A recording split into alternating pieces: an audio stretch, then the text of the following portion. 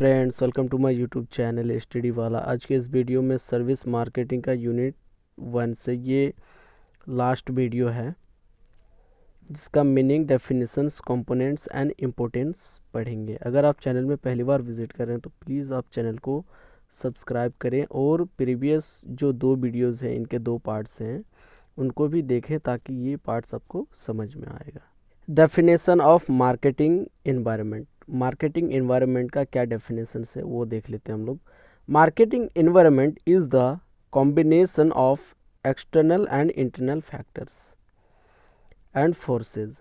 Marketing environment एक combination से external और इंटरनल फैक्टर्स का, जो कि बहुत ज़्यादा इफ़ेक्ट करता है कंपनी के एबिलिटी पे, जो एक रिलेशनशिप्स क्रिएट करते हैं कस्टमर्स के साथ, उन पर बहुत ज़्यादा इफ़ेक्ट पड़ता है।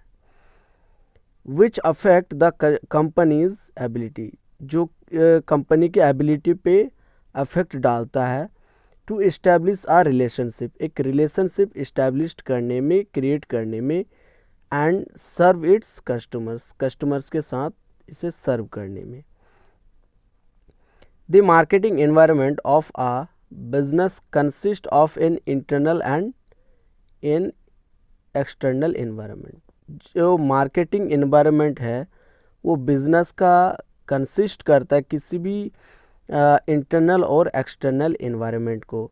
The internal environment is company specific and includes, जो इंटरनल एनवायरनमेंट है कंपनी का वो एक स्पेसिफिक होता है और वो इंक्लूड्स होता है, उसमें आते हैं ऑनर्स आते हैं, वर्कर्स आते हैं, मशीनरीज आते हैं, सारे मटेरियल्स आते हैं, ईटीसी, जो भी मतलब कंपनी के सारी चीज़ें होते हैं किसी भी ऑर्गेनाइजेशंस के, वो इंटरनल एनवायरनमेंट में आते हैं। The external environment is divided into 2 components, micro and macro. और जो एक्सटर्नल एनवायरनमेंट होते हैं कंपनी के, वो 2 तरीके के होते हैं। एक पहला होता है कि माइक्रो, एक मैक्रो होता है। माइक्रो एनवायरनमेंट में आता है कि is also specific to the business. Micro environment भी एक स्पेसिफिक होते हैं बिजनेस के लिए। इट कंसिस्ट, ये कंसिस्ट करता है ऑफ फैक्टर्स इंगेज्ड, जो इसमें जो भी फैक्टर्स का इसमें इंगेज रहता है इन प्रोड्यूसिंग करने में, डिस्ट्रीब्यूटिंग में एंड प्रोमोटिंग द ऑफरिंग। और जो भी प्रोमोटिंग करने में, डिस्ट्रीब्यूशन करने में, प्रोड्यूसिंग करने में, ये सारे माइक्रो एनवायरनमेंट में आता है।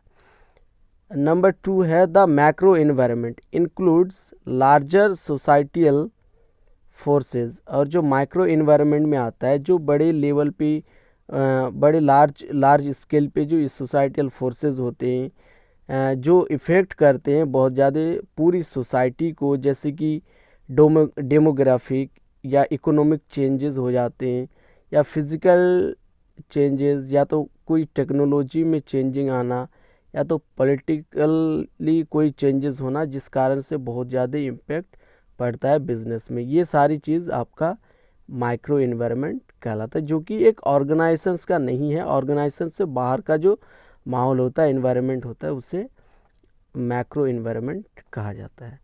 आई होप कि आपको समझ में आया होगा। अगर नहीं आया तो कमेंट्स में आप बता सकते हैं, मैं उसे भी सॉल्व कर दूंगा।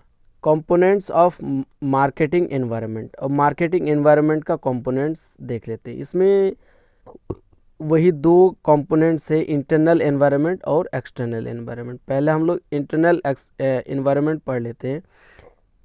The internal environment of the business includes all the forces and factors inside the organizations।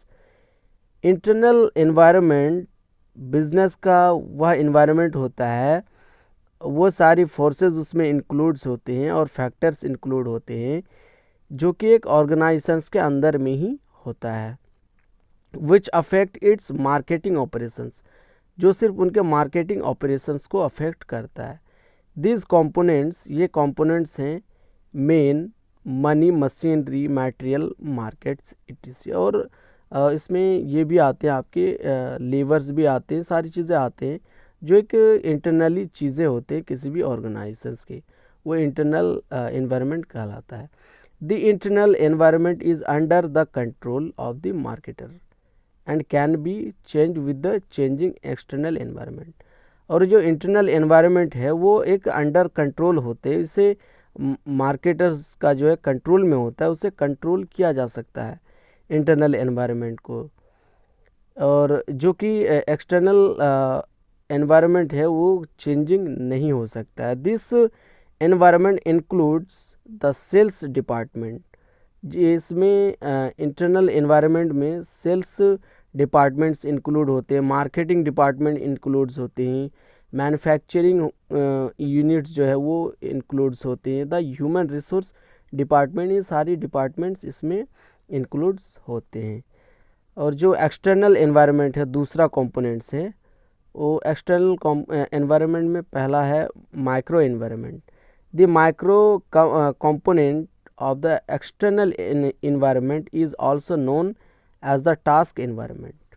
जो माइक्रो एनवायरनमेंट है उससे उस माइक्रो कंपोनेंट्स को एक्सटर्नल एनवायरनमेंट या तो फिर टास्क एनवायरनमेंट के नाम से भी जाना जाता है। It comprises of external forces and factors, ये कंप्राइजेज करता है एक्सटर्नल फोर्स और फैक्टर्स को that are directly related to the business, जो कि डायरेक्टली बिजनेस से रिलेटेड होता है। दीज इंक्लूड्स, इसमें इंक्लूड्स होते हैं सप्लायर्स, इंक्लूड्स होते हैं कस्टमर्स, होते हैं पार्टनर्स, होते हैं कॉम्पिटिटर्स एंड द पब्लिक्स, ये सारी चीज़ें इसमें माइक्रो एनवायरनमेंट में आते हैं जो कि डायरेक्टली बिजनेस से रिलेटेड होता है। नंबर 2 है macro environment. The macro component of the marketing environment is also known as the broad environment। और जो मैक्रो कंपोनेंट को मार्केटिंग एनवायरनमेंट का जो जाना जाता है उसे ब्रॉड एनवायरनमेंट के नाम से भी मैक्रो एनवायरनमेंट को जाना जाता है। It constitutes the external factors and forces, ये कंस्टिट्यूट्स करते हैं एक्सटर्नल फैक्टर्स एंड फोर्सेस को which affect the industry as a whole, पूरी इंडस्ट्री को ये अफेक्ट करता है, अफेक्ट डालता है, but do not have a direct effect on the business, पर लेकिन ये बिजनेस पे डायरेक्ट इफेक्ट नहीं डालता है। दिस इंक्लूड्स डेमोग्राफिक, जिसमें demographic, economic, physical, technological and political, ये सारी चीज़ें आता है। ये अगर होता है तो डायरेक्टली बिजनेस पे इफेक्ट नहीं आता है। अब पढ़ेंगे हम लोग इम्पोर्टेंस ऑफ मार्केटिंग एनवायरनमेंट। पहला है इसेंशियल फॉर प्लानिंग, प्लानिंग करने के लिए क्या क्या इसेंशियल्स है।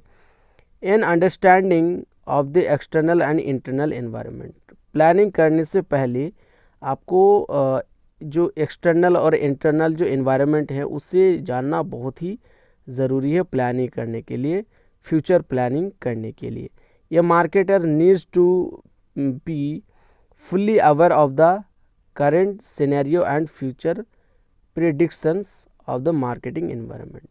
और जो मार्केटर्स है उसे अवेयरनेस होना चाहिए करंट सिनेरियो और फ्यूचर में क्या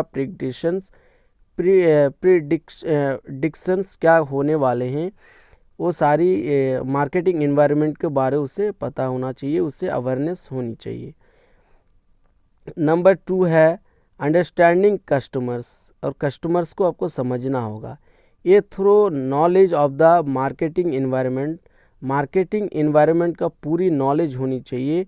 helps marketers acknowledge and predict what the customer actually wants, जिससे कस्टमर्स को एक्नॉलेजमेंट मिलता है, नॉलेज होता है, इंफॉर्मेशंस मिलता है कि एग्जैक्ट में कस्टमर्स क्या चाहते हैं।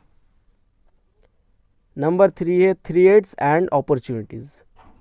ए sound knowledge of the market environment often gives a first mover advantage to the marketer as he makes sure that his business is safe from the future threats and taps the future opportunities.